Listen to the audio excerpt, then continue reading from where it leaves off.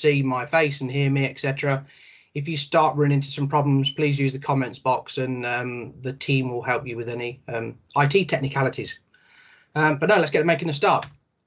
So an introduction from me. So for those that don't know me, my name is Andrew Spencer, and I'm the head of procurement and supply chain for highways within Skanska. I want to wish you all a very warm welcome. Thank you all for joining. This is really exciting. I'm glad you can join us on the first of what I hope will be a bit of a session in a journey about being better together. This session today has been joined by lots of partners, so thank you very much from our partners within the supply chain, but also from HS2, Network Rail and Highways England. So thank you for joining.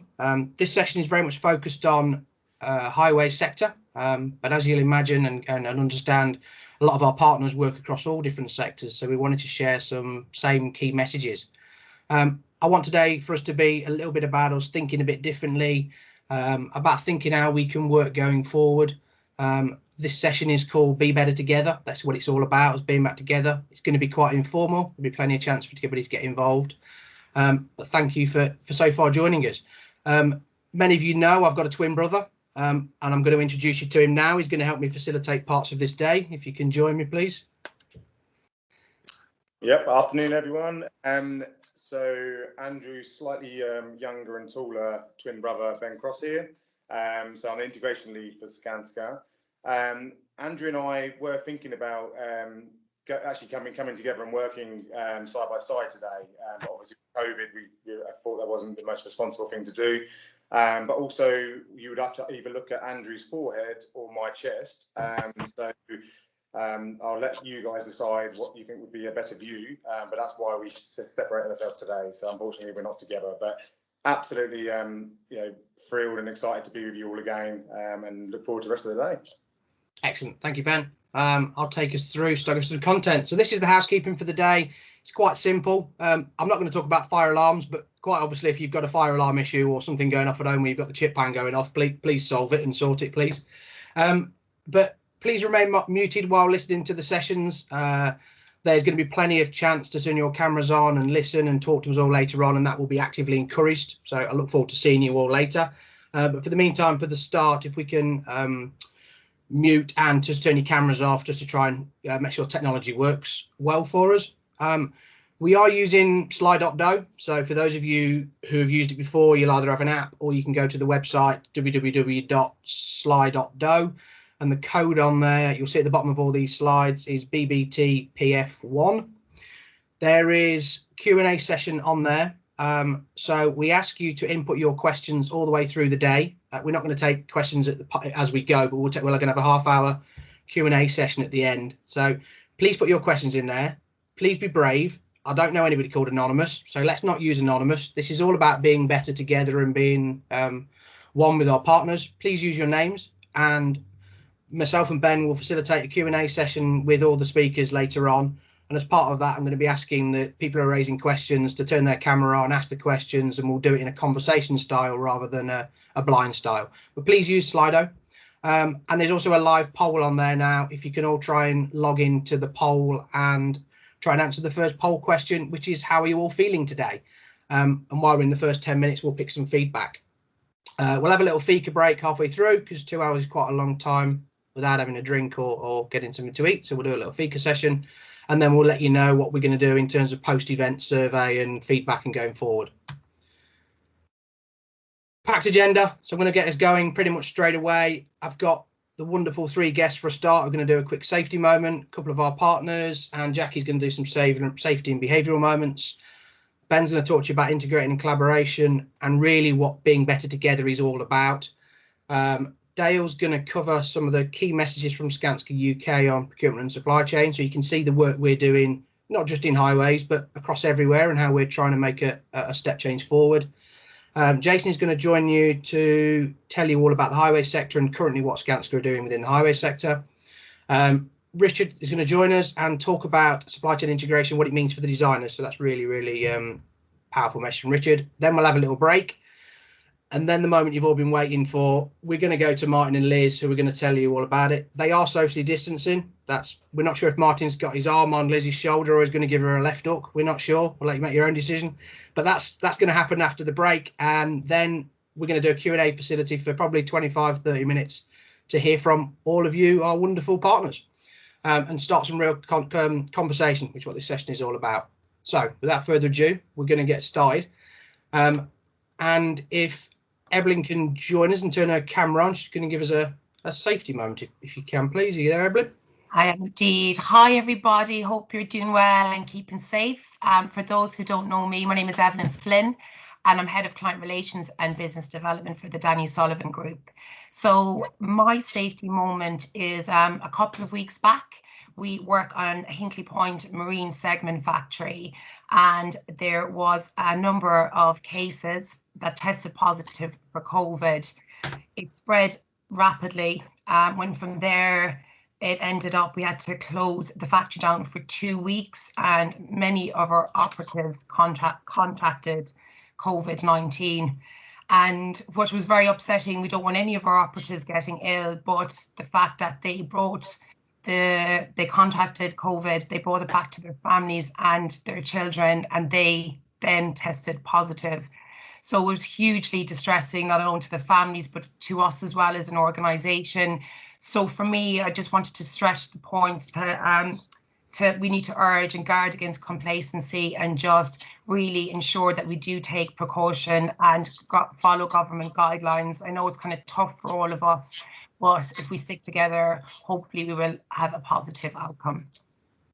Excellent. Thank you, Evelyn. Thank you for joining us, and thank you for that. And that's an excellent message that COVID has gone. We're not going to make this session talking about COVID, but it's really, really important that we remember the situation and the times we're living in. So thank you, Evelyn, for that safety moment. Really appreciate it. Thanks for joining us. Chris, hopefully you're on the line and hopefully you're joining us. If you can just join us. Hi, Chris. You okay? Good. And if your camera works, have you got your camera turned on? I can't see yours yet, but it is on. But there you go. Right. So okay. I'll start. So yeah, hi everybody. Chris Gill here. I'm a director at Lynch Plant Iron Haulage. Andrew, thank you for letting me have a quick safety moment, and an even bigger thank you for going after Evelyn, who speaks so well at all of these events. So my safety moment is more of a bit of a well-being moment for everybody. So on Monday, my two daughters were having their first day back at school and preschool after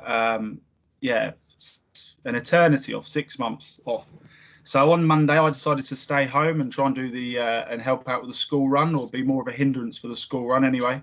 And my wife asked me to fill up my daughter's water bottle. So my eldest daughter, Harper, she's 5, so she's back to year 1. So I said, yeah, I'll do that. So anyway, we jumped in the car, we got to the front of the line, the socially distanced line at the school.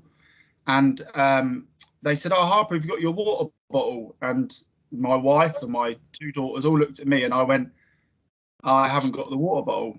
And I felt absolutely terrible that I had let her down on her big day, and it was something so small as filling in a water bottle. And I have a great wife who stays at home with the girls and does a brilliant job looking after them. And the one thing she asked me to do was the fill in the water bottle. But I felt terrible about this, so I drove home, filled the water bottle up, drove back to the school, handed the water bottle over, and the teacher was like, there you go, thanks so much. And they got a little thumbs up for my daughter out of the window. But it got me thinking about how much I try and do every day, and 95% of what I do fairly well.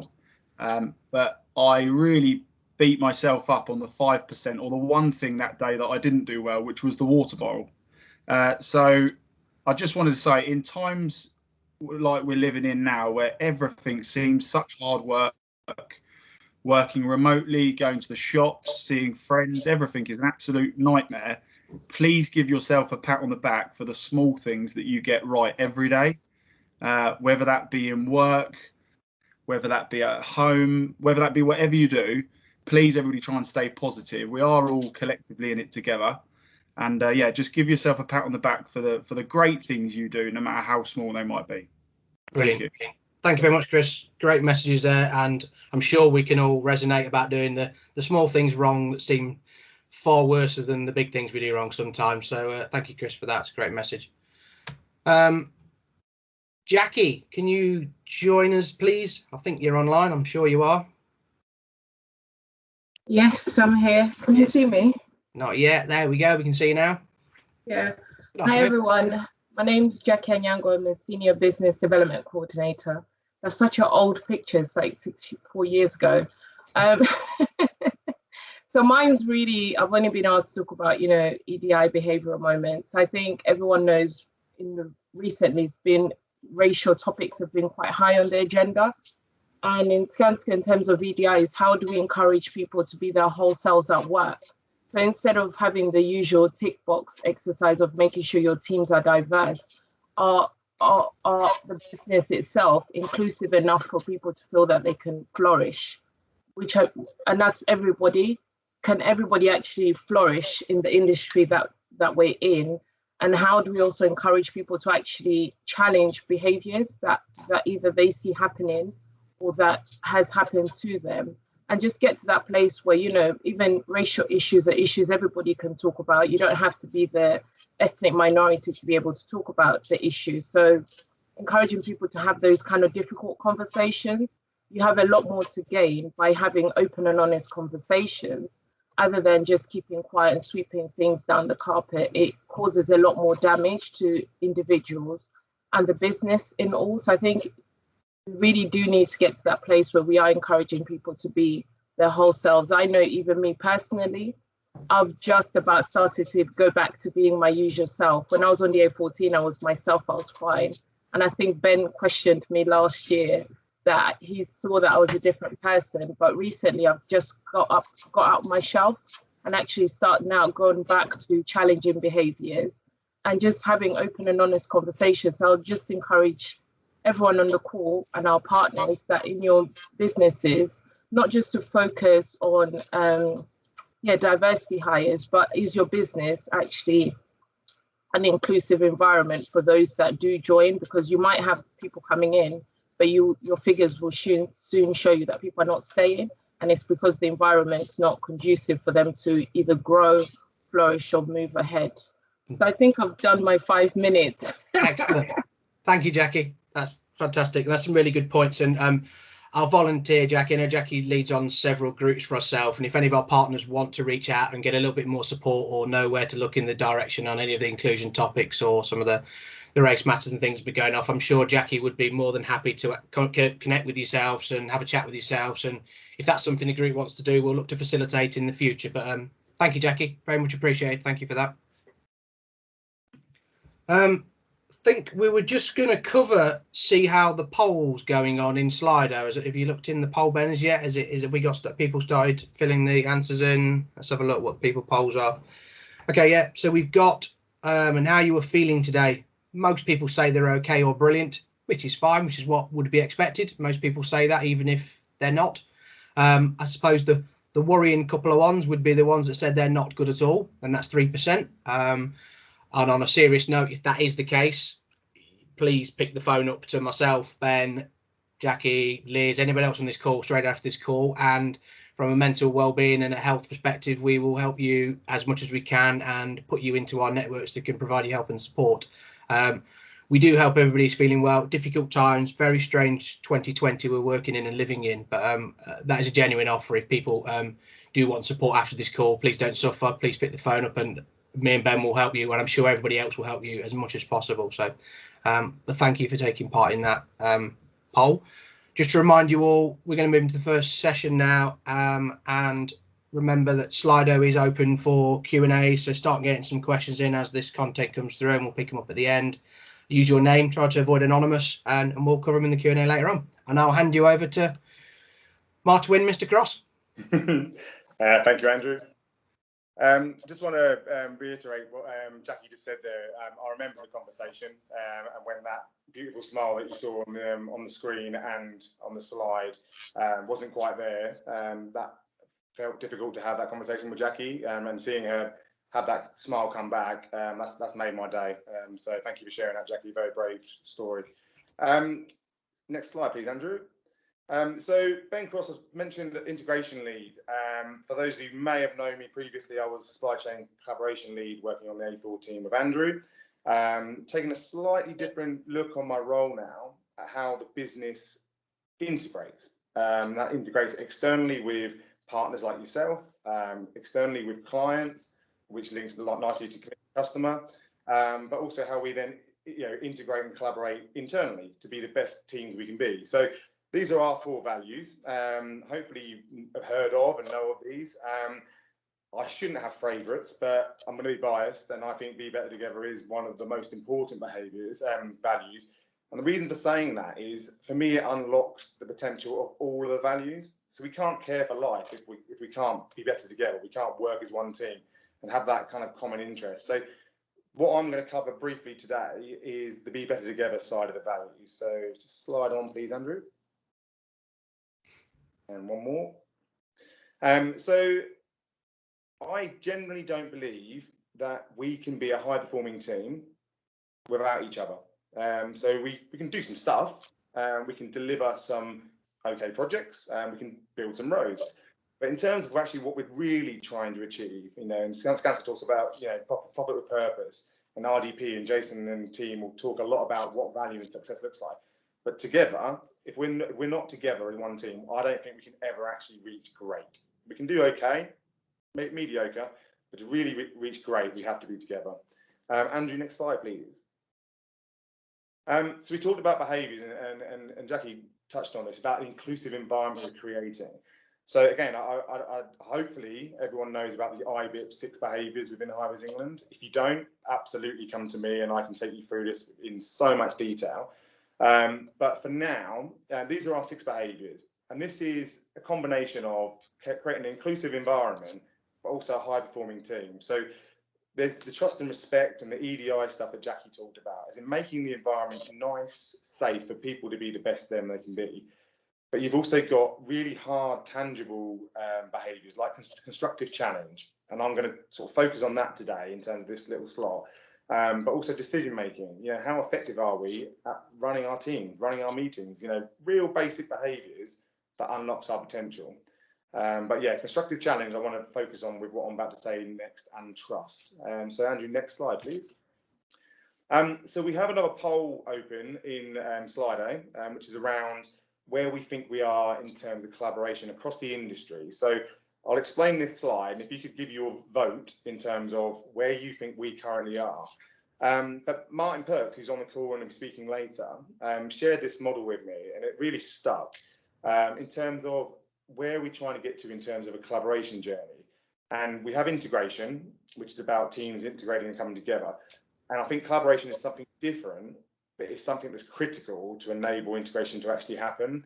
I'm going to be completely honest, and those who know me know I'm extremely blunt. I think the industry, we're somewhere between 1 and 2 personally. I generally believe that we do things because we get asked to do it, or there's consequences if I'm not doing it. Where I think we need to really get to is we do think that it's the right thing to do. It's going to change the industry. It's going to be the right decision for the whole team, not just what's right for Skanska, not what's right for Greg Craig, what's right for us shareholders, what's right for the whole team. So my vote personally goes, I think we're just about pushing into 2, generally as an industry. So if you can look in the poll and just give an indication of where you think we are, I'd much appreciate it. But yeah, challenge me. That's exactly what the day is all about. If you think I'm being extremely harsh, tell me. If you think I'm actually being a bit nice, pushing into 2, then also challenge. Next slide, please, Andrew.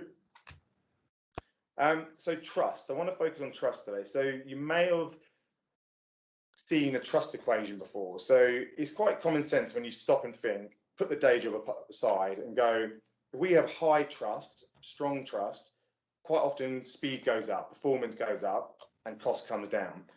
And if we have low trust in our relationships, it could be between us and yourself, it could be with a client, speed goes down, performance drops, and cost often goes up. I just throw an example in there in terms of one of our supply chain partners is on the call.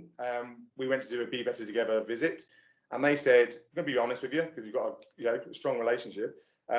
We add more cost and time the service we provide because you can't plan.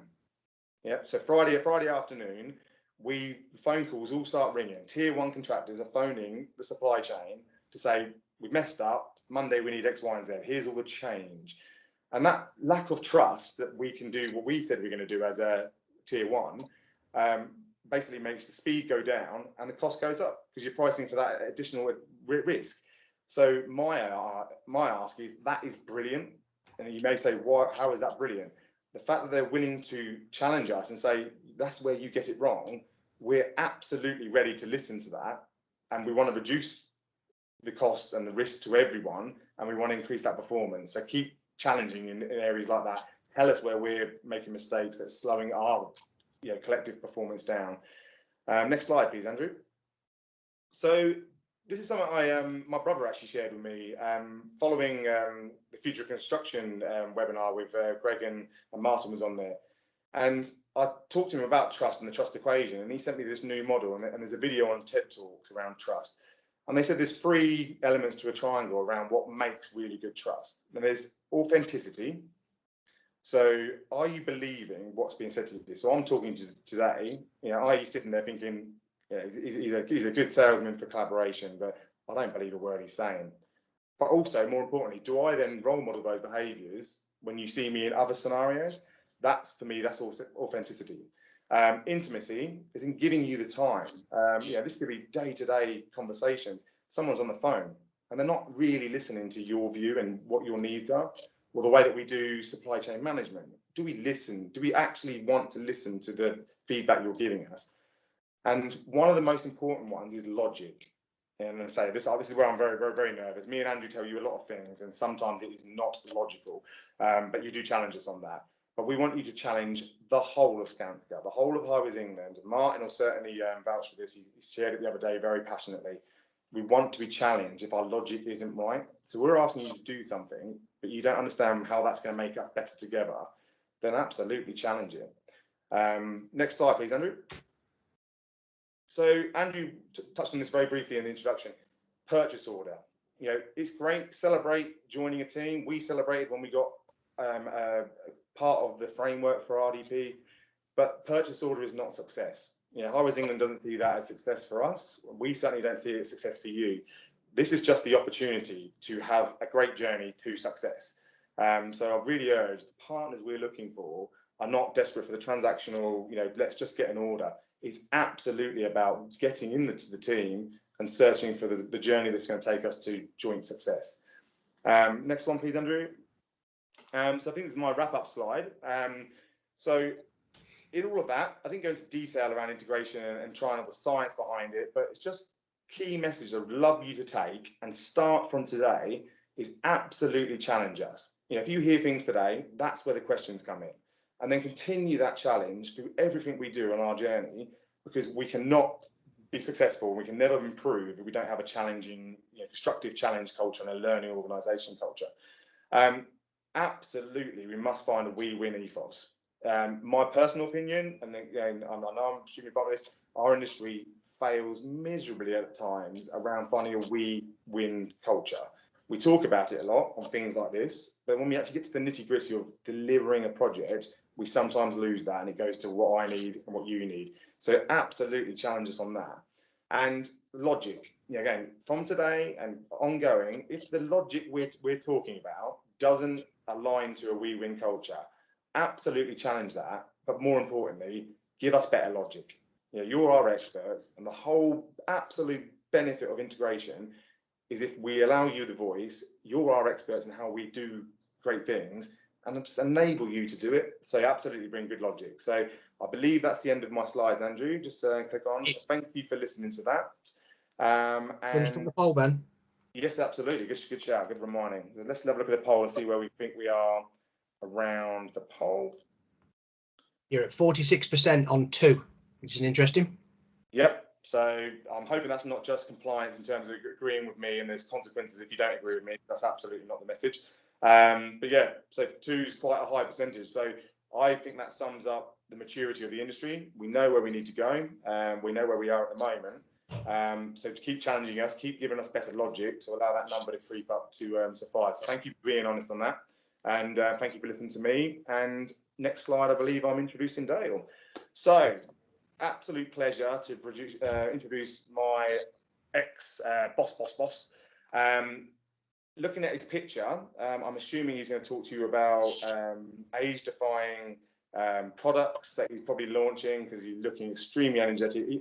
Lockdown must have been extremely good for Dale, but he may also tell you about some Skanska UK procurement supply chain strategy and vision. So Dale, if you can join us, please. And just before you get started, Dale, just remember that the Q&As are open in Slido, so please drop any questions in, anything that Ben's just told you, and as Dale talks, and like I say, we'll cover them all, and thumbs up as we go through, and we'll answer the questions later on. So please, you do the Q&A. Thank you. Sorry, Dale. No worries. Afternoon, everyone. Yeah, COVID-19's put about 15 years on me, so yeah, it's been a tough time. What I'm going to go through today is a little bit around the UK picture. So I sit across the whole of Skanska UK, all of the operating units, and have a team of around 100 procurers and supply chain managers. I'm going to go a little bit into digital, and then a little bit around how hopefully we can collaborate with you a little bit more. Next slide, please. So most of you are probably aware, we do work outside of the UK. So we're quite a presence in the US and obviously in the Nordics. This is what the picture looks like for Skanska UK. And again, we spend a lot of our money through the supply chain, 78% of our revenue. So really, really important to us. But we are conscious that we also are looking to consolidate the supply chain, but also spend more with SMEs. So hopefully that's shown on the graphic on the screen. Next slide, please. So this is really just a little bit around what the procurement team is there for, and we want to interact with the supply chain as much as possible, and obviously further upstream with Highways England and other clients. So the point of this slide really is it's obviously supporting the win, work and delivery stages and providing governance and control, but we're really looking at this thought leadership and what's coming down the line and what we need to prepare for. So we'd really like a two-way conversation with the supply chain at all times on this as well. I'll talk a little bit more about that later. Next slide, please.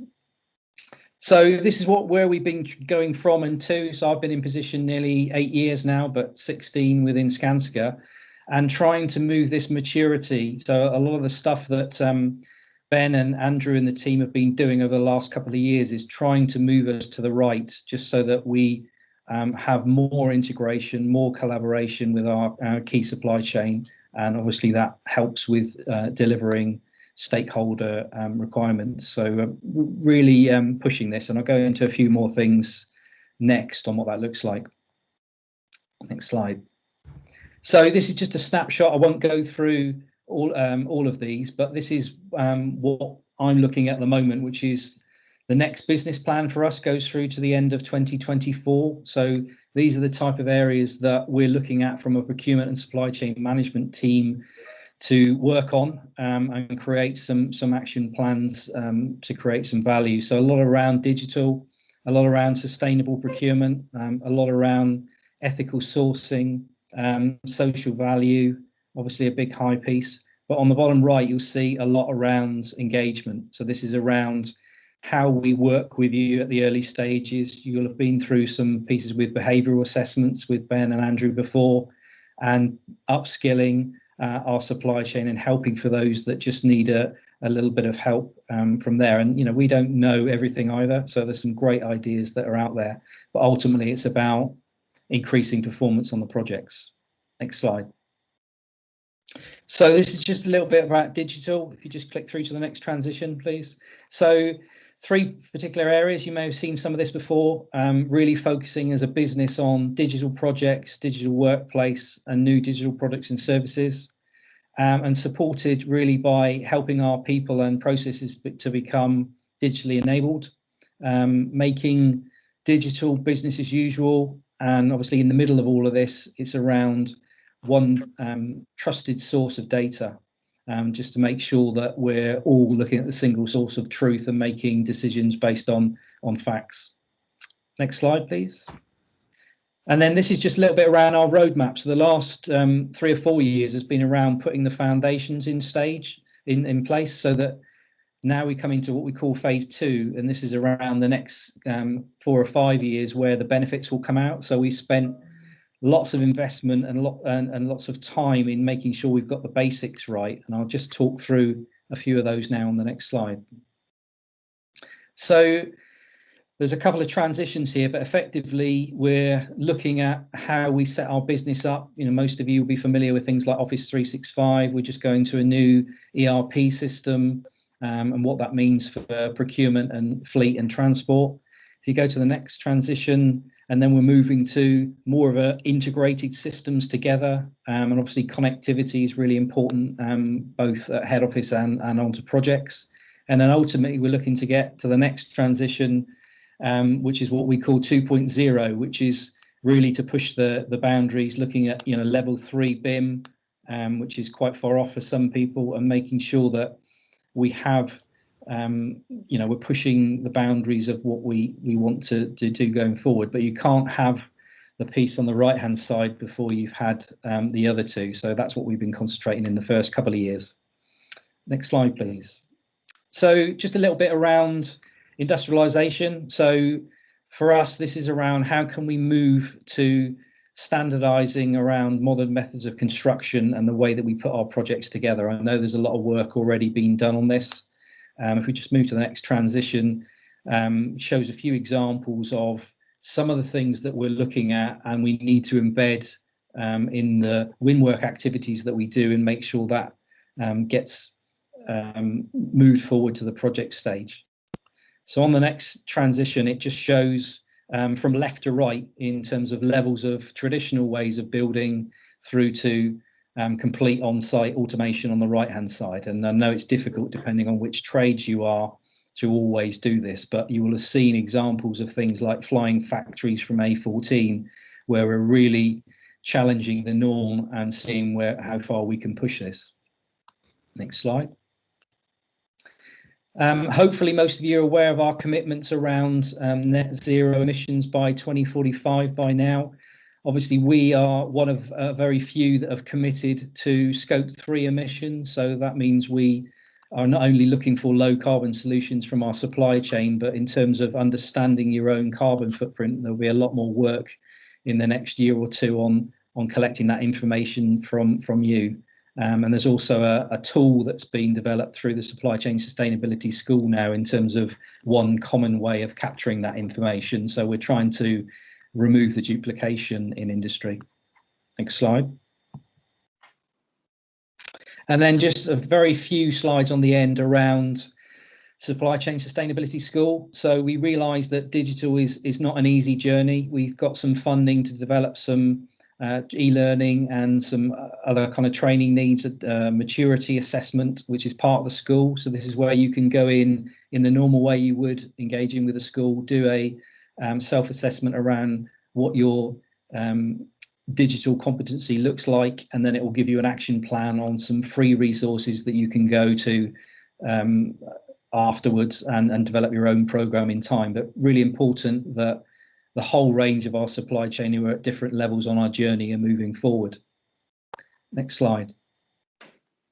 And then this is around offsite and designing for manufacture and assembly. These are live training resources that are free through the school. There's going to be another launch in October called Offsite for Everyone.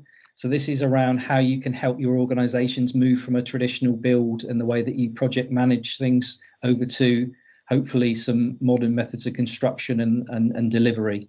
So I haven't got enough time today to go through this, but there's so much information in here. And as I say, it's free. We've also developed a number of resources around procurement.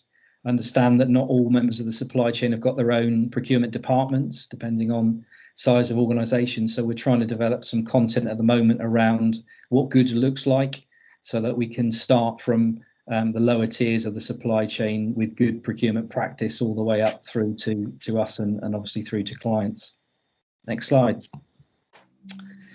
And then just finally, procuring responsibly. So we know there are, we don't want to be procuring just on price. We want all the other aspects that come with it, including carbon and where materials are coming from, Lots still out there around modern slavery at the moment. Really interested to understand in your organisations what you're doing in this area, and what best practice you have. It's a big target to hit, and takes a long while to understand the visibility and mapping of your supply chain, but really interested and want people that are committed to this ethics agenda. And obviously it's one of our 4 values within Skanska.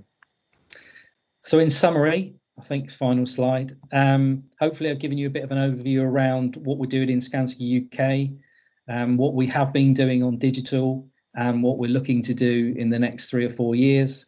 And hopefully for those of you that do need a little bit of help, we have a lot of training available for free, apart from giving your time up through the supply chain school. If you're not already signed up to it or want to become a partner to the school and drive it through your own supply chains, then we would really encourage that. And that's about it for me. Okay, thank you very much, Dale. Just picking up on the supply chain school, watch this space, but I'm hoping in the next few weeks or a couple of months, the highways arm of the supply chain sustainability school will become live, and we're going to work with a lot of our partners to shape what making the highways industry and the buzz around the highways industry run the supply chain school, and how we roll out further content and use yourselves to help us develop more content within your businesses and really push it down into all levels of our supply chain. So certainly thank you, Dale, for that. Just a reminder for everybody, please use Slido for questions rather than the comments box on Teams, because it's easy for us to manage, and for me and Ben to run the Q&A selfishly at the end. It's been easy for us to pick up. There's some questions in. I know some of the team have started copying them into Slido now, but if you can drop your questions using Slido, that'd be fantastic. And obviously if anybody's in Slido, please use it, and please use the thumbs up, etc., because when me and Ben work through the questions, we'll work from the ones that have got the most likes in a real young styly. There we go. So the next one. So I'm going to pass you over to Jason, who's going to give you a highways update. Hopefully Jason's online and on the call and can join us. Yeah, good afternoon, everybody. Hopefully you can see me. Can you see me, Andrew? Yeah.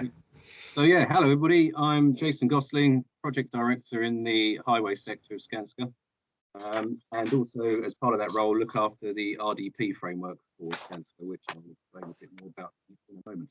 So welcome everybody. Thank you for taking your time to come and learn more about Skanska and our ambitions for working with you guys.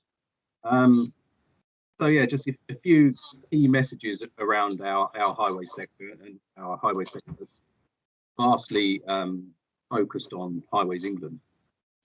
So our part of the business in Skanska Infrastructure focuses on capital works, so major project spend, capital expenditure, new projects. We don't do the highways maintenance, the OPEX, which is covered by infrastructure services, a different part of Skanska. So a massive way of how we like to work in Skanska, and I'm sure those of you logged in that have worked with us before already know this, that we work in a collaborative way. It's how we like to do business, and fortunately it's how our main client Highways England likes to do business as well. So the main contract we're working on at the moment, RDP, is all about that, and in fact, as Ben Cross explained to us all earlier, is taking it to the next step now with integration. So also I'll explain a bit more about that on the next slide. So three big sort of the three pictures on that slide there, the three exciting opportunities that we're looking at.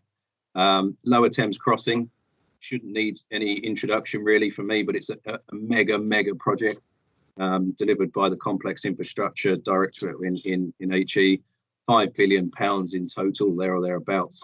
And it's being split into 3 sections. There's the central tunnel section underneath the Thames. So for those that don't know about the Lower Thames, the kind of the clues in the name, it's a new crossing beneath the River Thames to the east of the Dartford crossing, provide more resilience in that part of the strategic road network. So yeah, split into 3 sections. One is the tunnel underneath the Thames, which Skanska will not be interested in pursuing. It's not in our core capability. But either side of the tunnel is a roads package. So a roads package on the north to connect this new link into the M25, and a roads package on the south to connect it into the A2M2. So both of those roads packages we are very interested in. This is a key target for us, and we've been doing it and keeping an eye on it for a very long time. We're in discussions with Highways England to try and shape the procurement and give them advice as they need it to, as I say, shape the procurement and pull together this extremely exciting contract. So, as I say, the total scheme is about 5 billion. It's been split into 3 packages. The 2 that we're interested in have a total value of about 3 billion. We expect the ODU notice towards the end of this year, with the pre-qualification coming out to the market probably early next year. And construction is due to start around 2023-24, we believe. I'll skip the RDP framework in the middle because I've got a whole dedicated slide about that in a minute, and I'll move over to the other side, the A66 Trans-Pennine. Another really, really exciting mega project that we're looking at. This one's up in the north, so it crosses the Pennines. So a key part of the government's agenda, doing work in the north, levelling up, all of that kind of great stuff. So this connects the A1 with the M6 is big projects, about £1 billion in total. Highways England have announced the preferred route earlier this year. So it's going ahead, it's moving quite nicely, and we've recently learned that they're splitting this scheme into 4 different packages, each a design and build. And once again, as with the Lower Thames, we're engaged with Highways England, helping them to shape the look and feel of the procurement. So we're responding to questionnaires. We think the procurement for this one is looking likely to be towards the end of next year, towards the end of 21. Construction's due to start around mid-23. So then that leaves the one in the middle, the RDP framework. Thank you very much for moving on to this slide. So what is RDP? RDP, really, before I get into the detail of it, I just wanted to say for me personally, RDP is just an incredibly exciting opportunity. It's a brilliant opportunity for us to do something different, make the sector different, make it better, make the industry better. We've got a really progressive, forward-thinking client in Highways England, and we're very, very lucky to hear from them firsthand a little bit later from Martin Perks. A really progressive thinking client that wants to do things in a better way, is hungry for that change, and is hungry for their supply chain, which is Skanska and all of you guys along with us, to bring to bear all of our collective expertise to help work with them and integrate all of that together to do things better and do things differently. So it's really, really exciting. It's a 5-year framework. A great deal of you will know all about it because a great deal of you have supported us through the bid stage, through pre-qualification, have been with us for a long time. But those of you who haven't, don't worry at all. Those of you that haven't worked with us for a while, not a problem whatsoever. But yeah, it's a 5-year framework, and it's based upon more than just building roads. It's about lifting our heads up and seeing the bigger picture, about driving. It's an opportunity to drive the UK economy and just do things better. So this graphic you can see here is something that we pulled together during our tender, during our bid, where we tried to capture for our teams and all of our supply chain what RDP means for us. And we ended up, the best way we could articulate it was this graphic. It's a really sort of rich diagram, but it's got a whole deal of information in there. Every time I look at it, I find something different, and that I've been looking at this for almost 2 years now. But if I just quickly whiz you through the big sort of highlights for me, down in the bottom left-hand corner, and you probably won't be able to read this stuff, it's too small. It says down there, industry step change. So as I've hopefully tried to get across, this is all about changing the industry. It's an opportunity to do things better, and that's kind of shaped and given a bit of feel around different industry documents that are out there, tips and ties, and in particular Project 13 that might strike an accord with some of you. That's about moving towards an enterprise state, a different way of interacting, moving away from transactions, sort of doing a single project, all that things expanding and starting again. Project 13 and enterprise is about long-term relationships, where we don't anymore contract around scope, but we contract around outcomes. So we're all collectively aligned, producing the best solution to provide the outcome for the customer and the client. Just above that, you can see a group of people sat around the table. That's probably the most exciting thing for me, actually, because it's about integration. Ben gave us some of the theory earlier and some of the challenges around what does that mean, how do we get there. But for me, that diagram, you won't see read the text up. It says on there, it lists a whole load of people. It lists it, which is the role that Skanska play within the framework. Skanska now design and McDonald. It lists the stakeholders to our scheme. It lists the customer, the client, the network owner, the maintainer, and most importantly, the supply chain. Because widely acknowledged that you guys, our supply chain, you're the guys with the great ideas, with the great innovations. You're the experts at doing stuff. And historically, when we've taken this sort of transactional approach where we've done one project, expanded, come together for another project, we reinvent the wheel every time. And invariably, we bring you guys on board late in the day where the opportunity for you to really influence the design and influence what it is we build, influence that solution I spoke about earlier, that opportunity is past too late.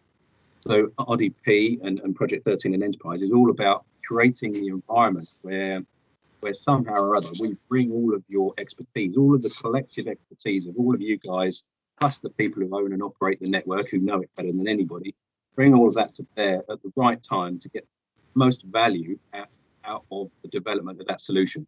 So we all collectively develop something that's the right thing, rather than building something as a scope that somebody else has asked us to build. So hopefully that makes sense. I've kind of whizzed through that quite quickly. But in the top left-hand bit of that diagram are some of our previous contracts where we've been working in ways similar to this before. So it's not brand new to Skanska. It might be new to us in the highway sector, but you can see some contracts here. The A14, where we've kind of worked in a similar way to this. Our Wessex framework in rail, Network Rail, Northern Hub, once again, rail. And the main one there, the At1 Anglian Water Alliance, where they've taken, over the last 15 years, they've been maturing towards this kind of way of working. So our offering to Highways England in our bid was that we, across Skanska, we've got all this knowledge and expertise of how we like to work this way already. We're going to bring all of that to bear, bring it all together, and that's going to be our foundation for how we're going to do things on day one. So a lot of you guys in the supply chain, and just earlier before I was speaking, I glanced down the list of participants, and I noticed some people on there that I've been working with over about the last 15 years, I think. So I know some of you have been with us for a long time on this journey. You know how Skanska like to work. As I said earlier, those of you that haven't, not a problem. This is the sort of way that we like to work in Skanska. Hopefully I'm capturing that for you, and you're kind of getting an idea of this way forward with integrating and collaboration. So along with that, the RDP framework gives us the opportunity to do things differently, as I've said already. So the rest of this diagram, it gives us sort of a flavour of what that different looks like. And absolutely for us, it's about using digital solutions, it's standardising design, doing things more efficiently, getting greater productivity. But all of that is kind of wasted if you don't do that predictably as well. So it's about predictable performance, predictable efficiency, using digital solutions, design standardization, engagement with our stakeholders, finding out what people want, developing ways to give them that, and delivering all of that through people at the end of the day, through diverse teams, all aligned on defined outcomes. So I suppose the overarching essence of RDP is that everybody involved in the project, be that the lowest supply chain to the client, to the customer, all of us, we're all aligned on the same outcome. But what's important to the top clients, all the way through, we all work all together with our collective expertise to deliver that outcome. So sounds easy it's easy to say, but as Ben alluded earlier, it's a challenge. It's a new way of doing it. It's because it's new, it's not always going to feel comfortable. It's unusual, but as hopefully you can tell, I'm phenomenally excited about it, and it just represents such a brilliant opportunity for all of us. So I look forward to working with you on this exciting journey ahead. Thank you. Thank you, Jason. Brilliant. Your passion and excitement was nearly virtually pulling you off left of stage. So, but that just sums up your passion. So thank you for that, Jason. Very good. So just a highlight on that in terms of absolutely doing things differently. So if any of that didn't make sense, no logic, you know how to challenge. Just a quick reminder again, Slido is active. We have a new poll now around journeys. And also, please absolutely fire in your thumbs up around the questions you want to be answered. And if any of the questions on there aren't the questions you want being answered, please ask them. There is no bad question, but absolutely chuck it in. So thank you. So moving on nicely to some evidence of some integration of partners. So it's absolutely delighted to introduce Richard Scragg, who's going to talk a bit about supply chain collaboration from a designer's view and the journey he's done so far. So welcome, Richard. I hope you're with us. And brilliant. Yes, certainly am. Thank you, Ben. Good afternoon, everyone. So my part in this forum will be to explain why we need integration between the wider supply chain and designers, along with all the other parties, of course, and what we need to do to make that happen. A little bit of context. I'm Richard Scragg, as you can see. I'm a project manager working in Mott MacDonald's Highways division. Currently, I'm project managing the design on the M42 Junction 6 improvements project on the RDP framework. That's the Regional Delivery Partnership for Highways England. Whilst today I'm representing Mott MacDonald and Skanska as the DIP, the Delivery Integration Partner on that framework, I'd like to think that the views represented here would be supported by all designers and can be used as a template. Next slide, please. So there will be a bit of duplication of things you've seen previously, but I'm not going to apologise for that because hopefully I'm bringing a few thoughts together through this. It's always good to start with the vision, i.e. the why, and this graphic, as Jason has explained beautifully, explains our why. Whilst there's a lot of detail on here, the key point I want to make is we can't deliver this without integration across all parties involved in delivering schemes on the RDP. This is all about right first time and delivering what is required. Therefore, an integrated team is the only way. This involves the client, the DIP, the designer, the supply chain, maintenance community, etc., and of course the ultimate client, the road users. This is a significant opportunity for us as designers. Of course, we have worked on design and build before and in integrated teams before, and of course there have been some successes. But here we have the real opportunity to influence as designers, create positive outcomes and deliver sustainable success alongside all the other parties within the project lifecycle. Next, please. So why integrate? Over the past few years, the industry has responded to a challenge from the government for significant increases in efficiency, output and value. And they've done this through the creation of the Infrastructure Client Group, the ICG, which commissioned the Project 13 report, which Jason mentioned, From Transactions to Enterprises in March 2017. Mott MacDonald were part of this group. Project 13 aims to create a community of infrastructure owners and suppliers jointly committed to the creation of modern infrastructure that enables significant improvements in economic growth. Part of the output was to address key terminology, acknowledging the limitations of the current client, contractor and subcontractor vocabulary, which have led to highly transactional relationships and delivery methods in the past.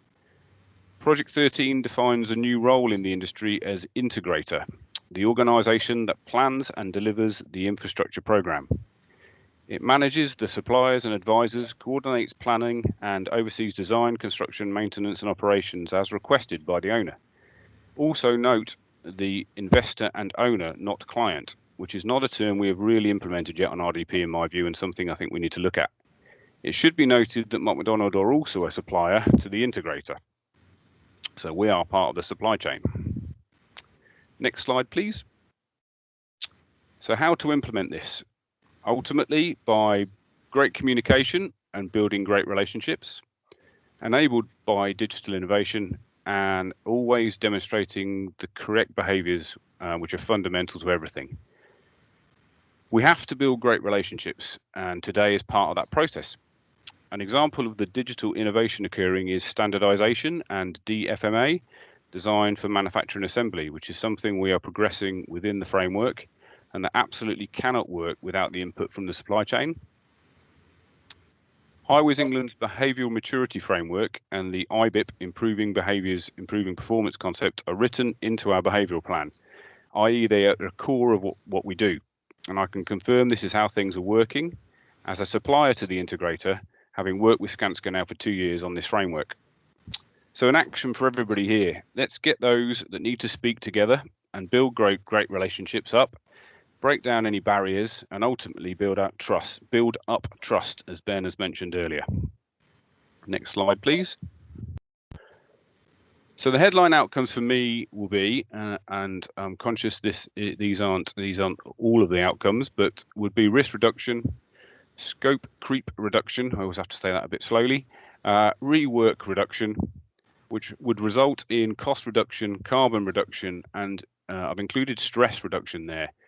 I think that would result in improved health, safety and well-being and improved delivery. And I've put there on the slide, as you can see, would result in happier customers. But actually what I should have said would result in safer and happier investors and owners and customers.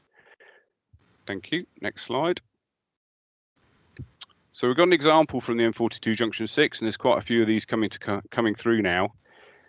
This is built on great relationships, undoubtedly. There was a grouping of Skanska's material lead, Mott MacDonald's pavement lead, supply chain partner, and the Highways England technical expert. They were focusing on the PMA, the private means of access, which is the area in the red on the right-hand side, reddy-orange, initially, and then also the WGAA, the Warwickshire Gaelic Athletic Association site, and was brought into the discussion. A standard solution was suggested by the supply chain partner, but a different standard solution proposed by the design team.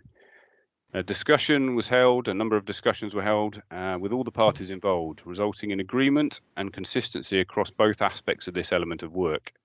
There have been efficiencies gained for ease of construction and rationalisation of material types, and ultimately is a very high probability that the agreed solution does not change, giving everybody the confidence to progress.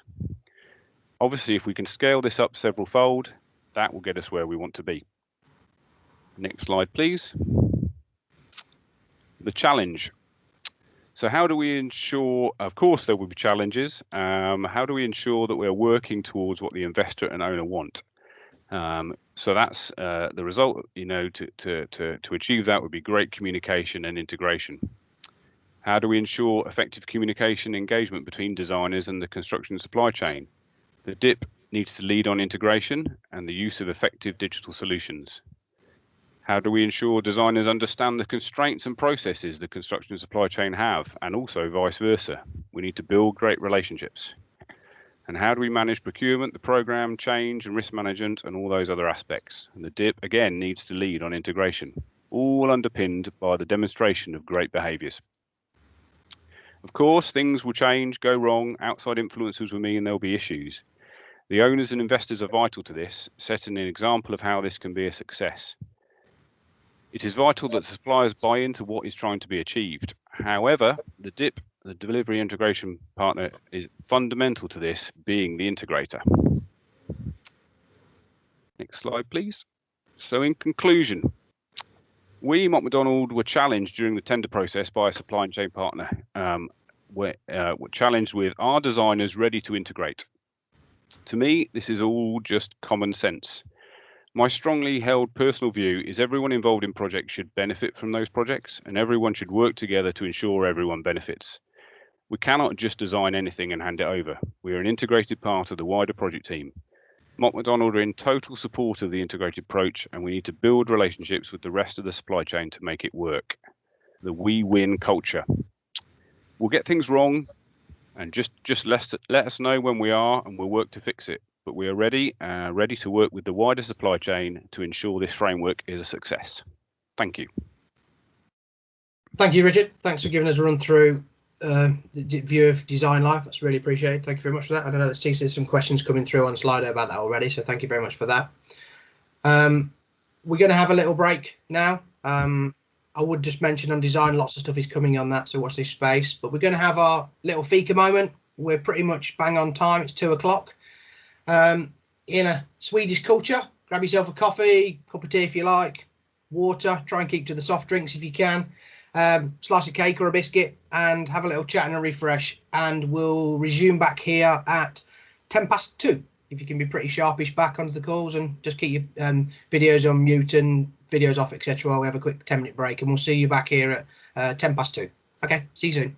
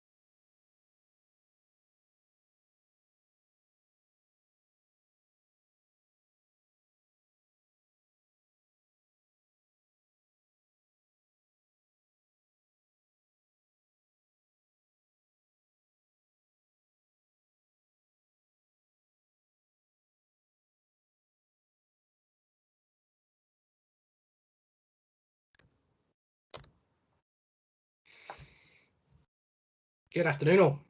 Hope you're back and everyone's had a little break. I'm going to assume that most people are back, and we'll get started again. If not, we'll catch up. So just to thank you for everybody that's contributed so far this morning. Been really well this morning, the first half of this session, as I say. Has been really, really positive. So thank you back. Hopefully you've all had a comfort break and grab yourself a drink. Everything's gone pretty well. Slido is working, but I'd like to just remind you to keep putting your questions in Slido. I'm giving the likes up in there because that'll be really helpful in the Q&A bit later on. But also please do fill in the last poll if you've not yet, about journey times and mileage and that kind of thing, because it'll be really helpful for us to capture some positive benefits and how digital working, as we talk about, can really make some useful benefits. So please do join in that bit as well if you can do, please. Apart from that, we're going to move on. We're going to move on to the next couple of people. We've had all the warm-up acts this morning. We're now ready to get to the headline show. Take That or One Direction or whatever's just about to join the stage. So I'm going to hand you over to Martin and Liz, if you can come back from your fika and let you take the stage. Yeah, no pressure there, Andrew. Looks more like Peters and Lee to me. Okay. So hello everybody, I'm Martin Pokes. I'm a Commercial Programme Director for RIP North at Highways England, and have been part of the team that have put together the Regional Delivery Partnership, appointing delivery integration partners almost 2 years ago now. Do you want my camera on? Sorry, Andrew. Yes, please, if you can do mine. Thank you. Yeah, of course.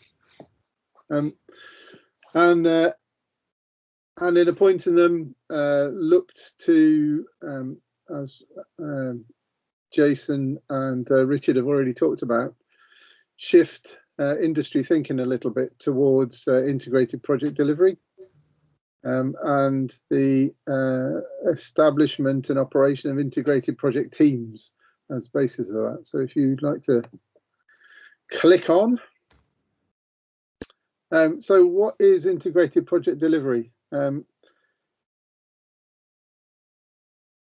the US, a large number of projects have been moving in a direction that optimizes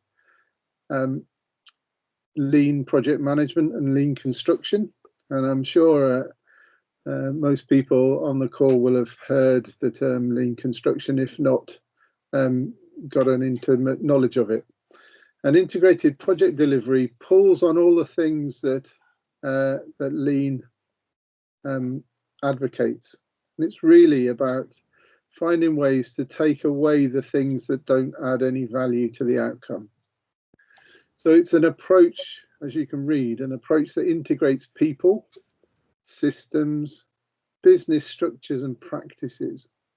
And it's really important that we kind of get to the nub of this, which is not having multiple businesses having their own view of life, but having an integrated team that only has one view of the outcome. And collaboration can't happen unless we harness the talents and insights of all the people that are involved.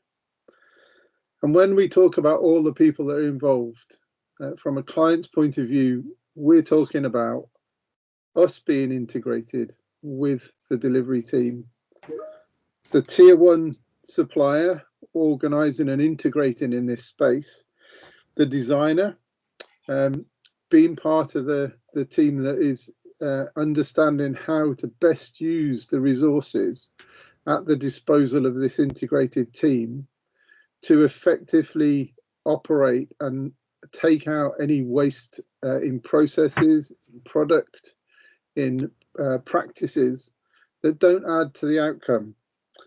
And more importantly, it pulls together all the people who do stuff and all the people who supply stuff. So it's everybody is a part of an integrated project team. This is not simply the client and the tier one, because without the holistic, the whole of the team pulling in the same direction for the same objective and being rewarded equally all the way down and out from the center of the activity, then it doesn't really work for everybody. So this is about finding the best project results, increasing value to the owner and reducing waste, maximising predictability. You've heard predictability used several times through this presentation this afternoon. For us, we want your businesses to operate predictably. Not for us, for you.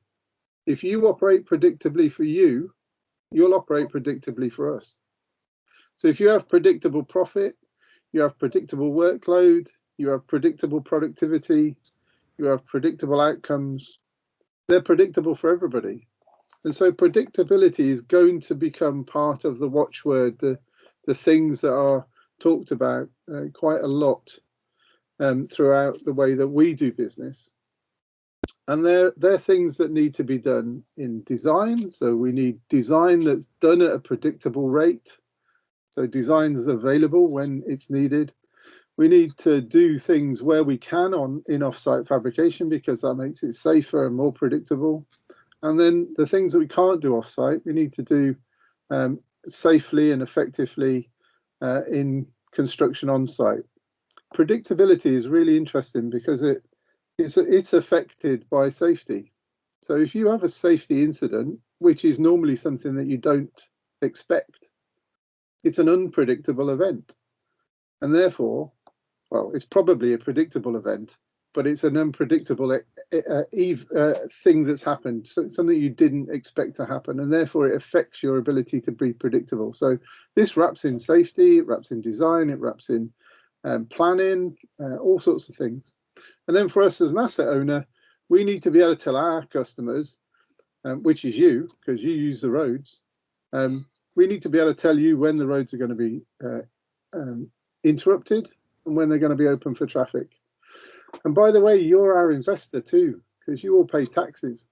And so all this waste that we all see littered through the processes, over ordering the materials, over design, over complicated, bad communication, all this waste, that's your taxes that I'm supposed to not spend. But I find it really difficult not to spend it when it's really invisible in this process. So one of the things we're trying to do is move to a place where we don't have that happening. So this is about changing the culture, changing the contracts, and operating lean. Thank you, Andrew. So there are 5 big things that you need to take away from this. Optimize the whole, not the parts. Collaborate, really collaborate. And that's the stuff that Ben was talking about. It's all about challenging each other.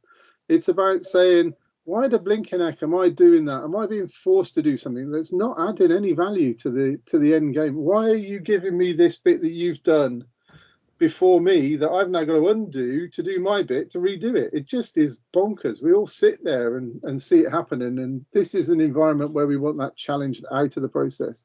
So we want really hard baked in collaborative planning. So, you know, you're contributing to the whole by being part of an integrated team. So tightly coupling learning with action. So this is making sure that we don't do things. You know, it's acceptable that people make mistakes, but not acceptable that they make them twice. Not acceptable that they've been making them on every new job they go on to throughout their career.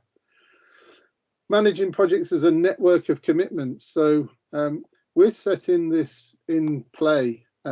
If you're bidding and you go through procurement, and we heard about Dale putting all those things together in the procurement model, we're asking the tier ones to make commitments about what they're going to do to make sure they deliver things more efficiently, without waste, more predictably. Those things will pass down. So this gets serious, because those things then are not payable for. If you've committed not to do them and you still do them, that's not something that we want to pay for.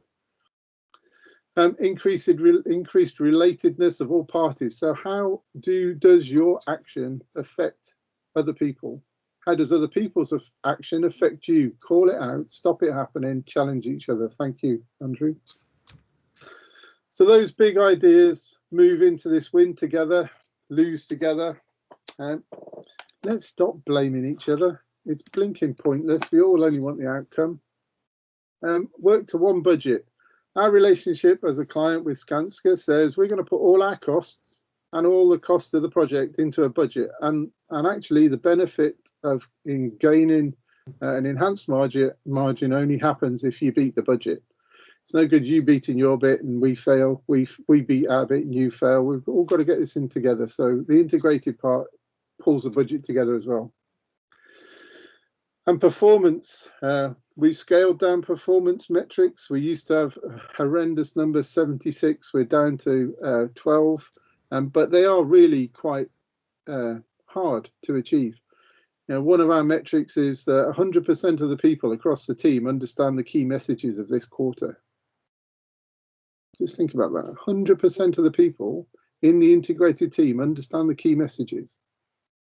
That's really tough to achieve, but it's the only way that we can get to a point where everybody on the site, everybody in the integrated team actually knows what the blinking heck we're doing. If you don't know what the key messages are, somebody will join the dots and make it up themselves. So everybody having skin in the game. If you go down, traditional silos are removed, can't do that in collaborative spaces, and complex projects can be collaboratively developed in new ways. We want challenge for what we've normally done. I've got a really interesting two little anecdotes, if you'll forgive me. One is we had a supplier who came along and said, your designers designed a new bridge, and the design for the traffic means that the bridge needs 2.3 carriage lanes. And so because they wanted to be safe, they've designed the bridge at 3 lanes. If you allow the traffic to move 15 seconds slower, it only needs 2 lanes and you'd save £10 million.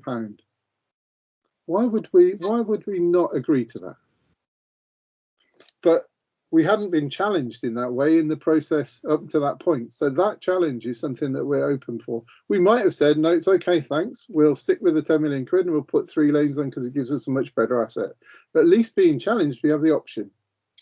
And the second is, we had another delivery integration partner that said, you've designed this based on recycled materials and you're going to create borrow pits and dig out the materials off site. You're going to buy the land to make the borrow pits. Actually, it'd be much cheaper if you allowed us to import, because we've got other sites that we can import from and buy import. And actually, it'll, in the overall budget, it'll be a lot cheaper than buying the land, digging holes out, mining the materials. And we allow them to change the budget around to do that and give us a benefit.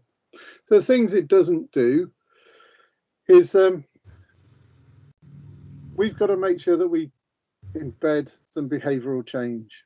All those things that Ben was talking about challenging each other, about decision making.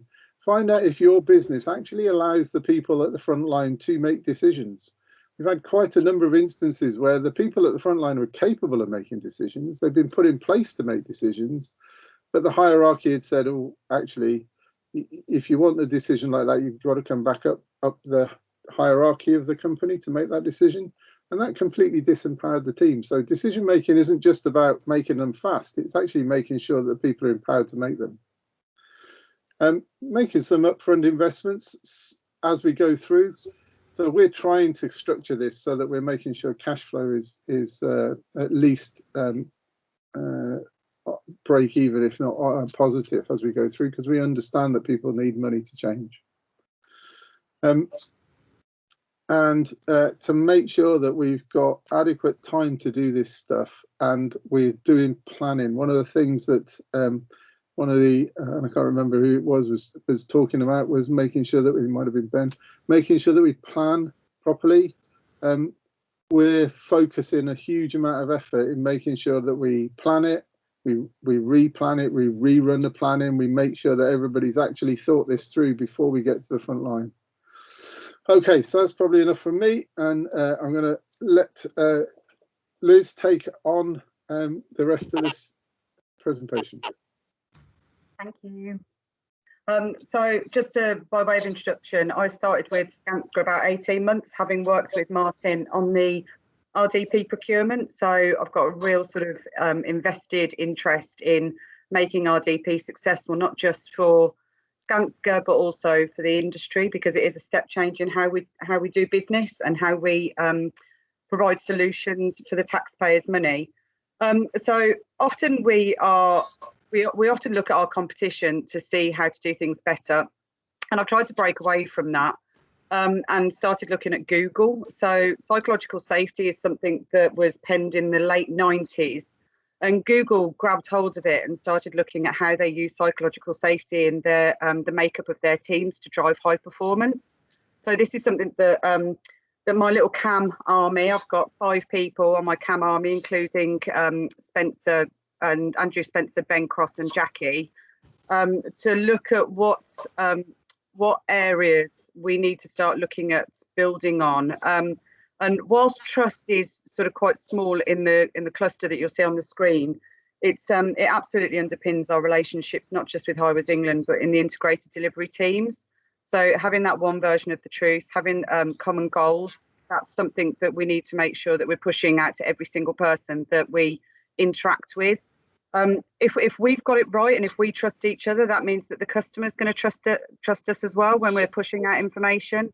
So it all impacts on our ability to deliver. It all impacts on our ability to have long-term sustainable work in the industry, and also to drive change in the industry, given that it's an industry that's been lacking in change and evolution for sort of 20 years or so now. So Andrew, if you want to move on. So about a year ago, I sat down with the CAM team and also with Martin, and we started looking at what the behaviours were that we wanted to lead the relationships. And this is something that I've presented to the whole of Skanska, but recognising that we don't do 80% of the work, we are the integrator.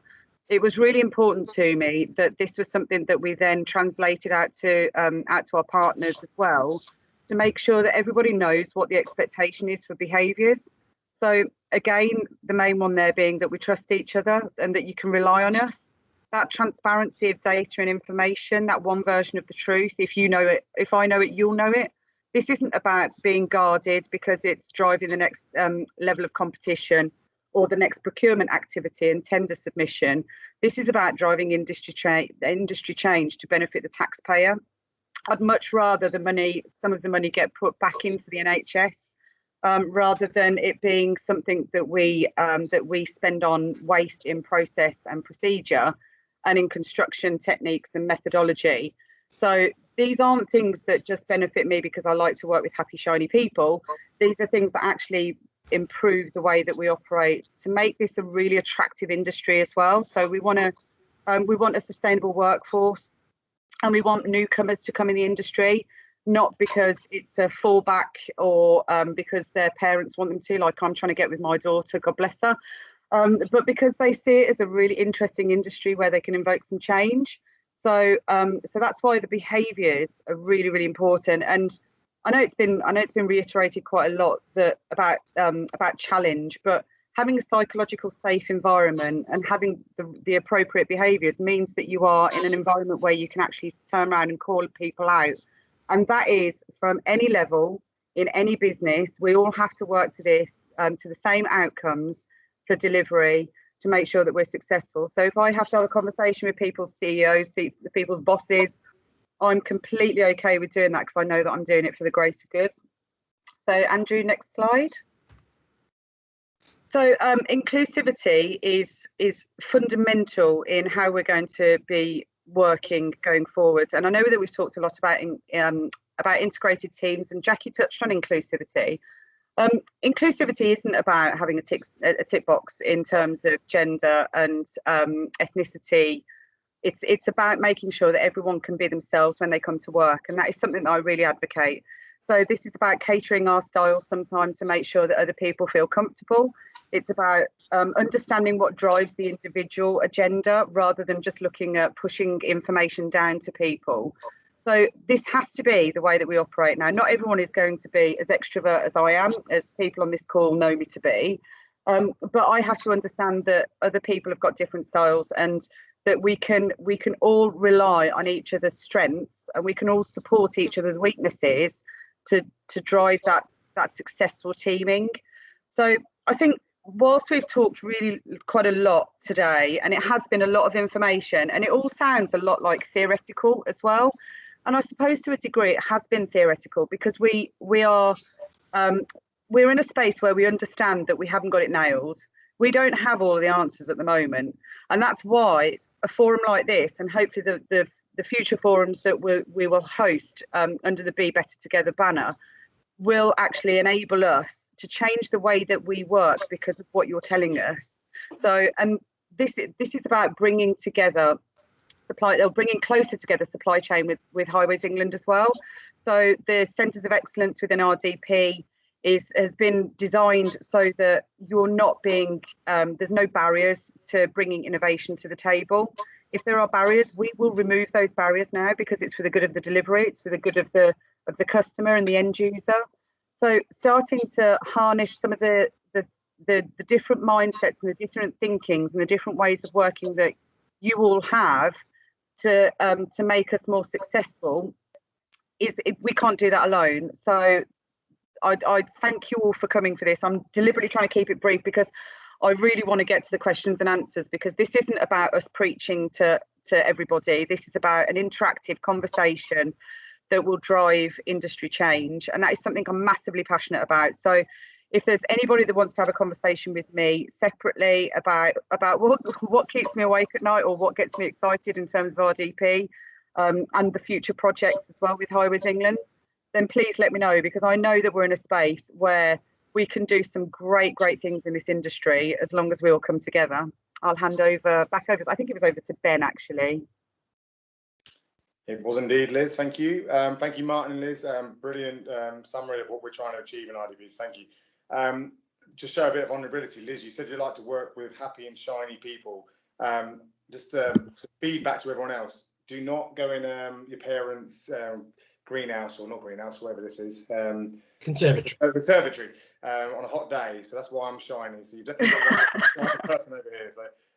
So lesson learned, don't do that. Really good. I love the whole team pulling in the right direction, Martin, but make sure it is the right direction. So that's the logic piece. Challenge. If you don't think we're going in the right direction, challenge us and make sure we turn that boat in the right direction. Predictable performance and success. I love the fact it was share the same reward. Has to be equal reward. Love that. Really collaborate, really challenge. So the authenticity piece, and stop blaming each other, because it certainly doesn't work. And the inclusive environment, I can't sum it up enough.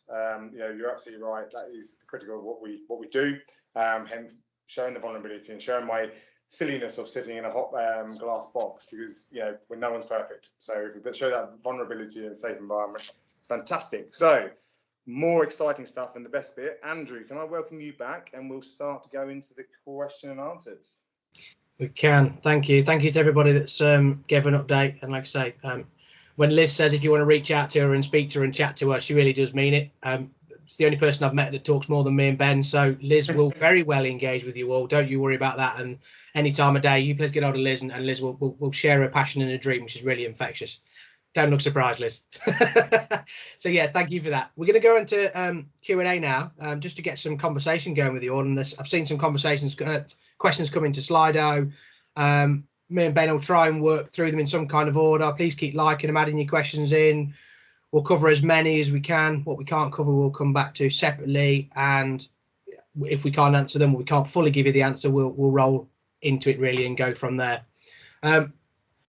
Me and Ben are going to facilitate, just trying to keep the questions off Slido, just to try to make it easy. But I'm going to reach out to Jason, Liz, Martin and Richard to cover some of the answers on this. Bear with us. This is usually easier in an environment where we're stood next to each other, but we're going to try as best not to cut across each other, but we will try. And bear with us. And I will ask, as I shout the questions out, if the person that's asked the question would be, please turn their camera on and ask the questions, and stay on video while we try and answer that question. And let's keep that question live, if that makes sense. That'd be really great for us all to do. So without further ado, we'll move on. And if Emma from HS2 can put a camera on and introduce herself, we'll go into question 1, or question 2, I think, because it's linked. Yeah, hi. So from a client perspective, we're really keen to see the tier 1s unlocking the lower tiers in your supply chain, but we recognise that there are challenges in that, and so actually we know that there's a great lot of creativity and innovation that's untapped within those lower tiers, but also that the maturity of those lower tiers isn't always where it needs to be. And I'm interested to know, what are you doing in terms of one, pulling all of the good stuff to make sure that the innovation, the creativity comes through to realise that the potential of that, but also supporting the those lower tiers to become mature organisations in their own right. Yeah, okay, that's a great question. Thanks for that, Emma. Thanks for raising that. And I'd like to sit here and tell you the world is perfect. We're brilliant at supporting every tiers of organisations, but in reality, that's not the truth. And I'm not going to sit here and tell you the case. There is a phenomenal amount of work we all need to do to work together, as we've touched on today. We have tried. We touched on briefly some of the work we do with the supply chain school, and we're very heavily involved with the supply chain school. And in the coming weeks and months, you'll see our new move for RDP to really throw forward a collaborative effort with RDP to align the requirements for reporting in the supply chain and then developing their businesses. So there's a real big effort to go into. I think the real big plea for me is that this is for the supply chain and ourselves to open up and admit the weaknesses where we want support and help each other. I think we all get into the mindset that we're experts and we know everything. We host regular events, we hold lots of communications of our top supply chain, but you are fully right. A lot of our supply chain spend comes through that next tier of suppliers for us. So I believe the more we get closer to our key supply chain partners, the more we'll even open up the supply chain further down the line. And Ben will touch on a couple of examples of some of the work he's done where we've gone in and started to make changes within organisations' businesses. Ben, if you want to pick that one up. No, absolutely. I mean, linked to Be Better Together, they were cool Be Better Together tours where we went to organisations' head offices and explored what we do and how that impacts them, where we're trying to go in their understanding of this. There could be behavioural maturity, et cetera, et cetera. But we want to do more of that. We had some great successes with that. And I was literally thinking the other day, I want to start doing that more in part of the role that I'm doing. So absolutely get in touch. Emma, I'd like to talk to you separately as well on this. But for me, before I go to Martin, because I can see his hand's gone up, for me about the innovation, it often comes too late. And this whole integrated model is about getting everyone who's on this call speaking to Richard and his team in the design phase to actually influence and allow that innovation to come through. Often the innovation's there, but we get to it too late and therefore we can't apply it. Martin, your hand went up to contribute to that, I believe. Yeah, so it's a great question, and the reason it's a great question is that the client's construct of the contractual model and the commercial structure of that contract with the tier one has, in our experience, constrained the ability of any of the sub tiers to play in the space that we want them to play in. So and things like how do you harness the benefits of offsite manufacture when actually the trading agreement between the tier one and the tier two is probably a lump sum contract and not recognizing the wider benefits of being able to do that stuff off site, and so that you're constrained by the product value rather than the project value of that product. And so one of the things we've really tried to do is think in the round about how you construct the commercial strategy within that contract to release those boundaries. And what I was talking about in terms of everybody in the supply chain, right from the center, right out to the periphery. And I like to think of this as concentric circles, not as a staircase of suppliers. So the people right out on the periphery need to have access to the benefit the same as the people in the center. And if you don't construct the commercial strategy to allow that to happen, then you'll get what you've constructed. Okay, Jason. Sorry, Jason, I believe your hand went up, and then we'll move on to the next question. So just a point on that, Jason? Yeah, just quickly, brilliant question, Emma. Thank you. I won't go over the ground that Ben and Andrew and Martin have just covered, but just wanted to describe a couple of the things we've tried to do to help in this sort of area. And the first thing for me is understanding who the supply chain are and what their capabilities are. So we've done quite a lot of work with GIS, using GIS as a digital tool to map our supply chain, because RDP is all about regional partnerships. So in each of our regions, which is Midlands in the East, we've done work, as I say, to map the supply chain and try and understand who's there, what capability they've got in their service offering, what capability we currently use, and what sort of further capability areas that perhaps we're not benefiting from. And then some of the tools and processes we've developed to try and facilitate their contribution to our solutions are lots of things in the digital space. So sort of BIM models that will enable us to hold digital rehearsals, collaborative workshops with discipline by discipline, where we've brought supply chain in and reviewed each aspect of design and asked the design to contribute. So it's absolutely a work in progress, but over this sort of next 5 to 6 years in RDP, these long-term relationships I spoke about earlier give us the opportunity to get to know you guys a lot better. We can all mature together and benefit more and more from that sort of progression and for your expertise. Definitely. I'll just finish off on that one then, really, as that covers about what we're doing. So across RDP, the first couple of framework tenders have gone out now live to the couple of the supply chain areas, and I know some are on the call.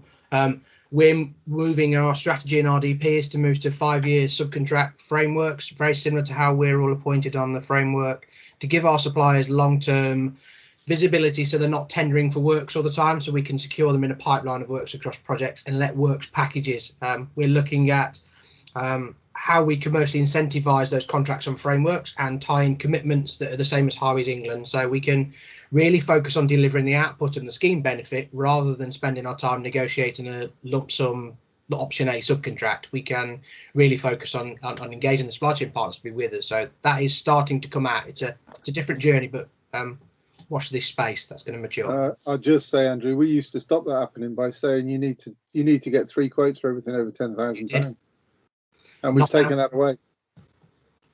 No. And we've also said you've got all the designs, so now you can bring your 2nd and 3rd tier into the design space, not let us design it and ask you to deliver it. So these are the barriers that we've taken down. We've taken them down to allow everybody else to flourish. Yeah, totally agree. Thank you, Martin. That's a great point, which rounds off what we've done. Hopefully that kind of covers your points, Emma. Is that? Yeah, thank you. Excellent. Thank you very much. Okay, I'm going to wrap 2 together. So one was a point from Richard Hinckley around, as a business, we strongly encourage 360 reviews to allow all parties to challenge each other. And then there's a comment or a question from Robert Hall around, would 360 meetings be done if you're not currently on a live project? So, Andrew, what do you reckon in terms of 360s not being on a live project? Obviously, there's a lot of value if you're on a live project. What is it for the ones who aren't currently live? Yeah, I mean, Richard, Rob, feel free to come in and add to that if you want to explain anything further on those comments before we start going into explaining. I mean, I can give you the high-level corporate answer, and then I'll give you what I feel we need to do more of.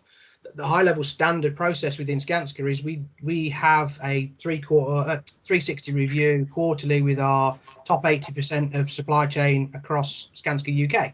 That's in our business practice. That's what we do, and that generally happens pretty good across the industry. However, the young man, Mr. Cross, led on the A14, and any of you partners that are involved in some of the 360 reviews we did on the project have been really more interactive.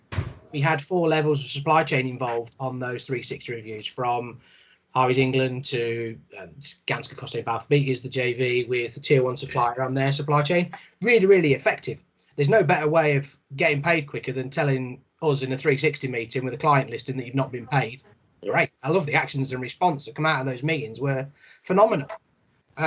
So we do 360s. It's an area for me where we want to develop under RDP and move these frameworks into more KPI data-driven meetings, because I want them to have more impact. And the 360 meeting is great, but for me, it's the outputs and the improvement programs we put in behind to make the change happen. And that's where I rely on people like Jason to push the delivery teams to make the change from, if we're not reacting to what the suppliers need on site, we want everybody to be aware to push that change and support those, really. Yeah, I think that's a good point you made there, Andrew, for sure. My concern was about non-supply chains who aren't currently working on your product at the moment. There may be a lot of value in what they're trying to bring, but just aren't at a point where they can bring it to the table. And I think there may be an opportunity where we miss that boat, where they're bringing something, or they could bring something, and because they're not engaged currently, like Martin said, the opportunity of influence the design or the process or some lean thinking on a different methodology may get lost, and when they do engage, they're too far down the line. So having, like Jason said, looking at your supply chain regionally, looking at what service they can offer, I think having them 360s very early on, regardless of whether you will or won't use them, may help the contract and the project flourish in a more efficient way. Liz, do you want to take that one? Yeah, I just wanted to add to that, only because you said the words whether you will or won't use them, and I think that's where as an industry we fail, because we ask people for feedback, we take it in, we assess the feedback, we do some analytics, and we all go, oh, blimey, we're a bit crap in this area, and then we just carry on with our day like it's meaningless. And actually the ability to evolve our industry is about how we are agile and responding to all types of feedback, whether it's customer feedback from end users, whether it's client feedback, whether it's integrated team feedback. We have to get smarter with using the knowledge and that we've got to become better in the way that we perform. And there's no sort of answer to that one, I'm afraid, Rob. I don't have the magic pill that everyone has to take to get that as an embedded culture, because for me it's embedded. If someone says, oh, I don't like X, Y and Z, you could do A, B and C, I'm on it in an instant, because I value that feedback, and I value also the time that person has put into giving me that feedback. But it's not something that we recognise as an industry. So, you know, take your point, whether you work with us or not, if you're in the industry, we need to start listening more. We do, and like you said before in your intro, Liz, this is about trust. It's about people being open, honest, and then taking the good news and the bad news as one. Not just take the good news and then forget the bad. Agree. Thank Martin, shall I hand over to Martin because he's got his hand up? Please.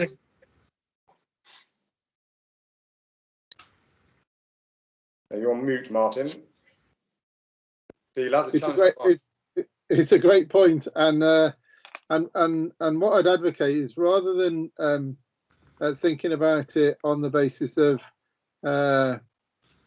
suggesting different ways of doing things, is to identify why you found it wasteful to do it in a different way. So what waste have you identified that you've now taken out of a process that other people could, once they know it, you know, the sort of the yellow mini scenario, you don't spot them until somebody says, how many yellow minis do you drive past? And it's kind of that sort of lean thinking of, well, when we did it that way, we realized that this waste was existing within our process, so we took that out. Actually, they might take the same waste out, but in a slightly different way. No, it's the valid point, mine. And that's so in RDP, what we've tried to do is create this environment of sustainable improvement hubs. And the idea is that you chuck that stuff into the pool. If you've already done it, everybody else is catching you up. So there's no harm in sharing the way that you've evolved, and it'll help everybody evolve. Very good. Okay, I'm going to move on from the 360 part. That's some great comments. Thank you, Rob. Thanks everybody for that one. Andrew, can I just chip in there, because I made the comment initially. It's just one of some points that we've very definitely learned over the years about these 360 meetings is your clients, in this particular case is Highways England. They're looking really to the market for innovation, and we see it as a massive vehicle for us, not to just discuss, you know, live projects and that early engagement, which is absolutely critical to us as a business. But the ability for us to introduce innovation through you as a medium to that client, it satisfies everybody's requirements. And within Skanska, you don't have a very clear path to bring innovation into your organisation. And I know there'll be a lot of people on the call, I'm sure, who've got some terrific innovation. It's very difficult to get it through your business to your clients, and there's some really good technology and innovation out there. So it's a vehicle we definitely use, but it also really for us encourages that early engagement, which ultimately can save a lot of time and cost to your end client and actually accelerate your project delivery as well. So something we've really picked up the pace of, and you know, part of our strategic partnerships with our clients, it's very definitely a benefit, you know. Definitely. Liz, do you want to come on? I'm glad I got there first. So I'd just say in an integrated delivery environment, The client isn't Highways England. The client is the taxpayer. So, you know, and I think actually when it comes down to barriers, if there are any barriers, whether it's Skanska, Highways England, supply chain, anybody, then please escalate it, because as part of my role, I have to try and break down some of the traditional mindsets and the traditional barriers that we've put in place. So, you know, I am genuinely pushing Skanska to find a way to remove some of those barriers, especially when it comes down to innovation.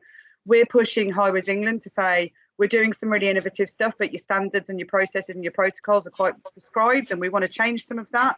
So, but it all comes from making sure that you've got this integrated approach, because then you're all on the level playing field. You've all got one common goal in mind.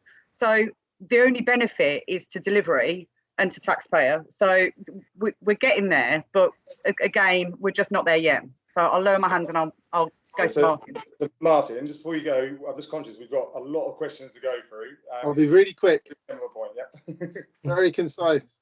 Yep. So my point, Richard, is it doesn't save the taxpayer in RDP any money at all, because it's 100% gain share. So if you can't get Skanska to be innovative, to change and take out waste using innovation, when it's absolutely in their and your interest, because this is 100% gain share, I don't know what we can do to encourage people to do this.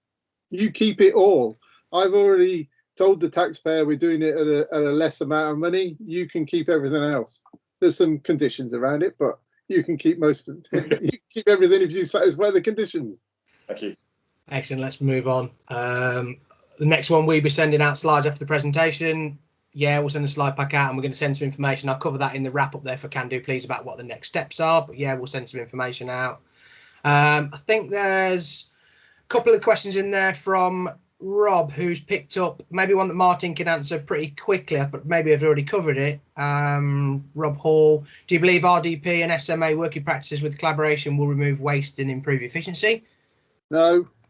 The only people who can remove waste and improve efficiency are the people that actually do the bloody work. All I can do, and with those models, all they can do is set the environment in which you can remove the waste. But the only people that can remove waste are the people who cause it. And that's us. Yeah, yeah. Okay. I agree with that. The people, decision makers are the people that can create the inefficiency, but we need to learn from what we've done in the past and the future to bring about a positive cultural change. I don't want people creating inefficiency. I'd quite like them creating productive and efficient and predictable outcomes. Okay. Excellent. Okay. Carl Peters has said around BIM, how do we help keep pushing BIM forward? So who in the business, where does Carl need to go, team, to help us drive that forward? Carl, are you there? Yep, I'm here. Hello, everybody. Yep. So yeah, we've been talking about BIM for a long time now. It seems to be struggling to at least reach tier 2. We're keen to push our BIM capability. We've been trying to build our BIM capability over the years. So just wondering, how has it got down to tier 2 yet with BIM development, and how can we continue to help push and make BIM thrive and give us the collaboration and the working together that we're all looking for. Richard, Jason, do either of you want to talk about BIM? Yeah, I'll have a stab, and perhaps Richard couldn't elaborate further. But yeah, it's absolutely our intention to use BIM as one of the suite of tools in RDP.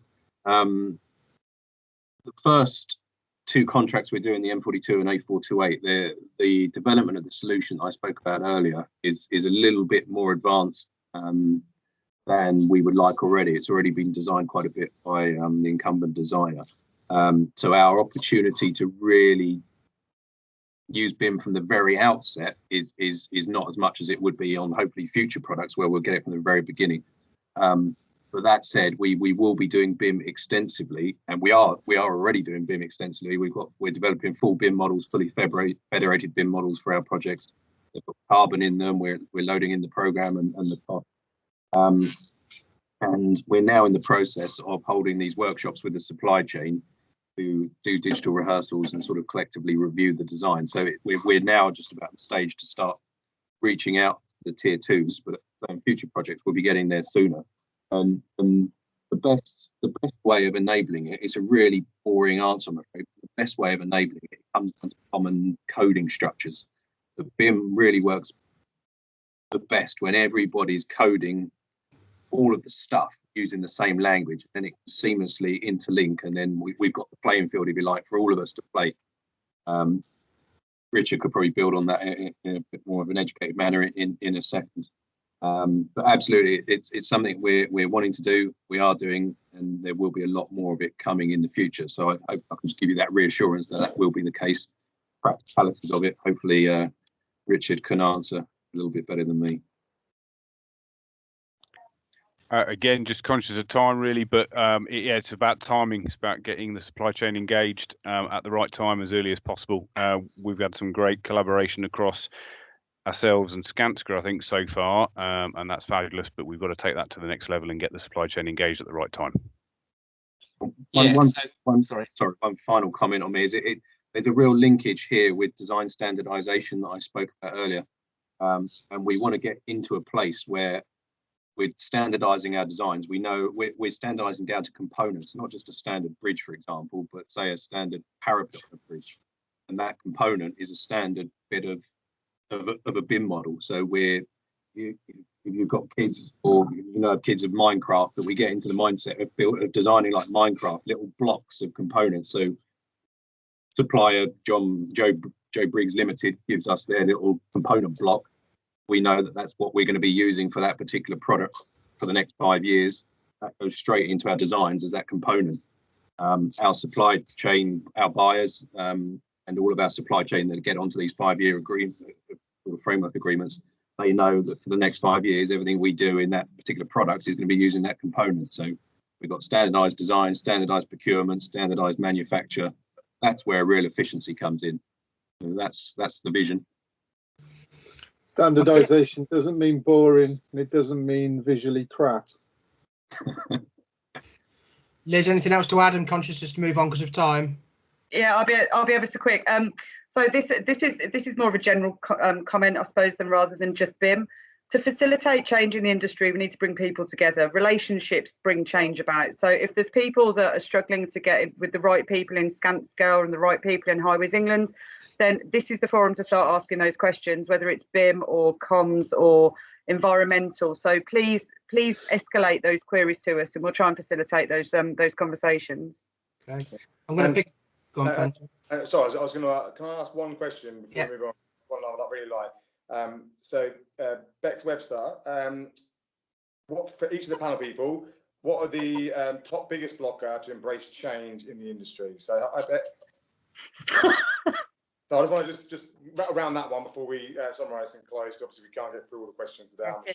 So, Beth, you wanted to ask the biggest blocker to the panel to industry change. Heard loads of stuff, probably loads of pointers, but each of you, what would be kind of your summary point really that we can all take away and focus on and perhaps own individually from this call? Yep. Okay. So Liz? Limiting mindsets. I will wax lyrical about limiting mindsets. The second you start stifling someone's innovation and stop them from feeling comfortable about challenging and asking why, and I encourage everybody to have at least half a dozen 5-year-olds in your team that just say why when you're doing anything. Stop doing what we've always done. Believe that we can do different and enable with the right environment for people to do different. And I'll stay silent after that, I promise. Yeah. That wasn't one thing, Liz. It's a very, very good point. Richard? Build relationships. Put a lot of effort into building relationships. Excellent, thank you. Jason? For me, I think it's transactional procurement. This way we've done things in the past where we come together one project. We haven't got time to do anything different. We haven't got time to explore new stuff. We just crack on and do it. That project expands, we form again, and we reinvent the wheel every time, making the same mistakes. We don't have time to take on board that learning that long-term relationships give us this opportunity. Okay. Martin? I was going to say limiting beliefs, but I'd also say remember it's your money I'm spending on you. Excellent. Andrew, yours? I believe it's in the way we commercially engage with each other. There's nothing that gets in the way more than when we start talking about pounds and pence. we need to be more open and open and honest about the way we contract and the way what money means. Let's all stop forgetting about getting an order and think about all the value we can add and what we can do with that money. So that's my drive to be a QS's worst nightmare. Brilliant. And for me, absolutely, authentic role models. If you're not getting it, so I want every single one of you to demand that. If you're not getting it, challenge it. Come back to me, Liz, and anyone on this panel. That's absolutely what you need to be. So back to you, Andrew. I'm just going to really end on probably two quick ones that probably Martin and Liz could probably answer. One is from Graham at Littlewood Fencing. You on, Graham? Just asking a quick question regarding, given the possible financial problems the UK faces due to cost of COVID, how confident are we that in Skanska and LTC, A66, etc. will go ahead? Very.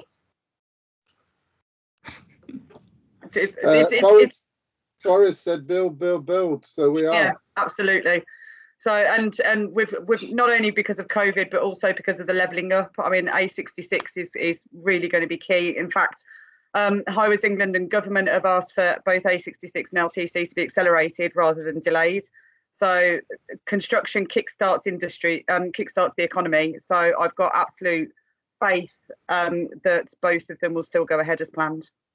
We're in conversation about another project at the moment, which has been nicknamed Project Speed because it's taking 4 years off an overall programme. So not only are they trying to do it, they're trying to do it really a load faster than they've ever done it before. It's not the building necessarily, it's some of the permissions and going through planning and consultation and all that's included in that acceleration programme. But yeah, absolutely, I'm confident. Okay, I'm going to draw it to a close there. Thank you, everybody. Just conscious of time because we're 2 minutes over and I want to get this wrapped up and people on their way because other people got other things in their diary. So thank you to everybody that contributed on the Q&A panel, and to the ones that we didn't answer your questions, I promise you we'll respond to all of them and we'll respond to the questions and we'll use this to go forward. Really for me then is just really some final wrap-ups and some thoughts before I tell you all to keep safe and well and look after yourselves, and every other message we've said is thank you very much for your time. Really appreciated. The next future sessions of these, we're going to gain some feedback. So we're going to send you out some feedback in the next 24-48 hours, asking you some questions about how you felt today went, what you want more of, what you want less of, how often, that kind of stuff, which is really important you give us that back. We're also going to be asking you to probably record 20 to 30 seconds max in a landscape video talking about Be Better Together, and then either email it or WhatsApp it or send it in to us so we can post this message a bit wider through social media, and let's all push. There's a few of us on this call, but we need to push the wider industry to make this happen. Apart from that, due to time, thank you all very well for joining. Thank you very much. Really passionate from me. Thank you everybody that's spoken and joined in your questions. Stay safe, stay well, and we shall see you all again in the future. Cheers, everyone. Thank you. Thank you. Bye.